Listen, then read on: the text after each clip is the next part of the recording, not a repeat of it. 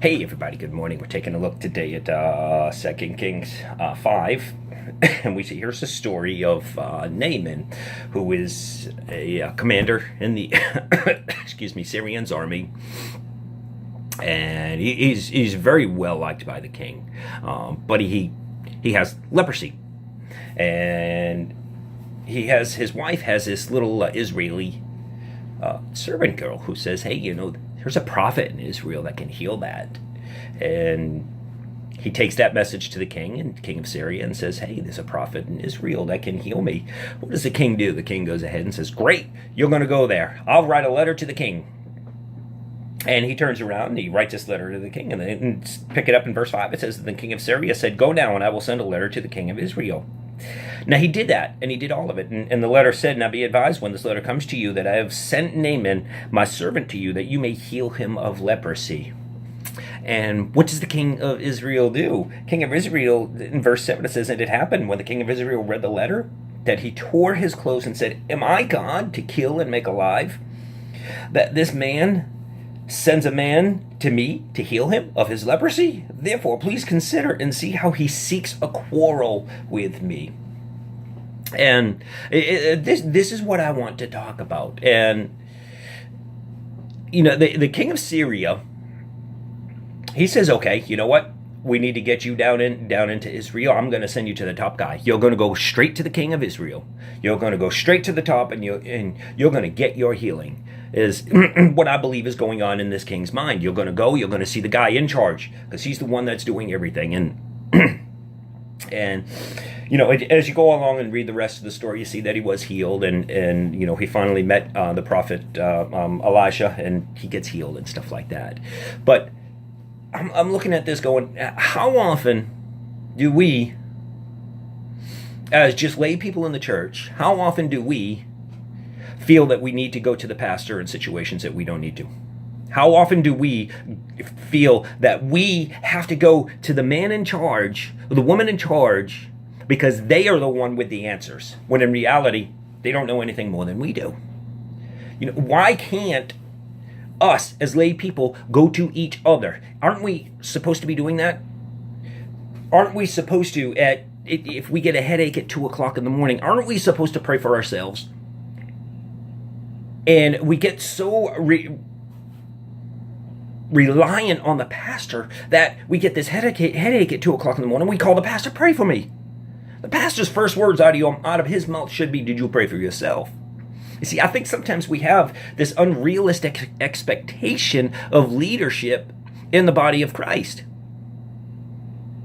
In 2 Chronicles 7:14, okay, it's meant in a different context, but I'm going to read this to you. It says, if my people who are called by my name will humble themselves and pray and seek my face and turn from their wicked ways, then I will hear from heaven, forgive their sin, and heal their land.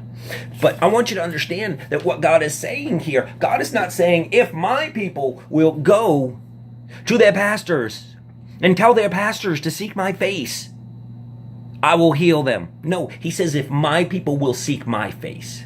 You see, we have access straight to God. Don't believe me? Let's take a look in Ephesians 2, verse 18. Ephesians 2:18, what does it say?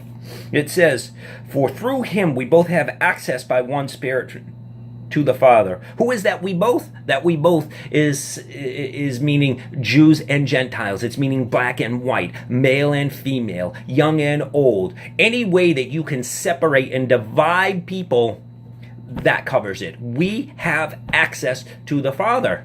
Now, I'm not diminishing the role of a pastor in the church in any way. I want everybody to understand that. What I'm trying to do is to get everybody to understand that we have these unrealistic expectations of who the leadership is and what they're supposed to do.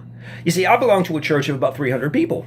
And I believe that in that church of 300 people, we have 300 people who believe they know how the pastor should do his job. Realistically, the pastor should do his job the way God tells him to, not the way the people tell him to. He is there to serve God by serving the people. Serve God first. Understand that. Why can't we go to God ourselves in certain situations? You see, leadership of a church has the amount of responsibility that we put on paid and unpaid staff. is sometimes so overwhelming. There are pastors that kill themselves. There is a bishop in South America just a couple months ago committed suicide because he felt alone, because in my eyes it was unrealistic. People had unrealistic expectations of him. Guys and girls, we don't always have to go directly to the leader. We don't always have to go. It's not always the man in charge that is always going to have our answers. God has our answers. Sometimes he puts it through the least likely of sources. You know, I have had situations in the church where God has told me to do something and go and help some people, and they have turned me down.